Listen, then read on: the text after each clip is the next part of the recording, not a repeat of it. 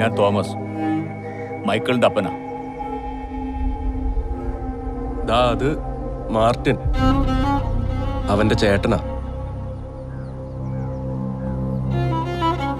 മൈക്കിളിനെ കാണാതായിട്ട് കുറച്ച് ദിവസമായല്ലോ. അവൻ എവിടെയാണെന്ന് വല്ല വിവരമുണ്ടോ? എനിക്കറിയില്ല.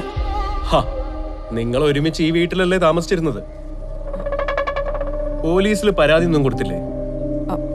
അന്ന് എനിക്ക് അപകടം പറ്റി ഞാൻ ഹോസ്പിറ്റലായിരുന്നു.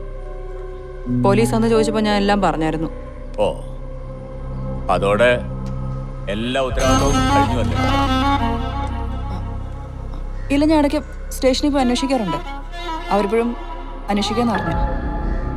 അല്ല, എങ്ങനെയാ അപകടം ഉണ്ടായത്? എനിക്ക് ഓർമ്മയില്ല. അതങ്ങനെ പറഞ്ഞ എങ്ങനെയാ? അപകടം ഇവിടെ വെച്ചല്ലേ നടന്നത്? എനിക്ക് ഓർമ്മയില്ല, ഓർമ്മ കിട്ടുന്നില്ല. ഒന്നും ഓർമ്മയില്ലേ? എനിക്ക് പറയാനുള്ളതെല്ലാം ഞാൻ പോലീസിനോട് പറഞ്ഞിട്ടുണ്ട്.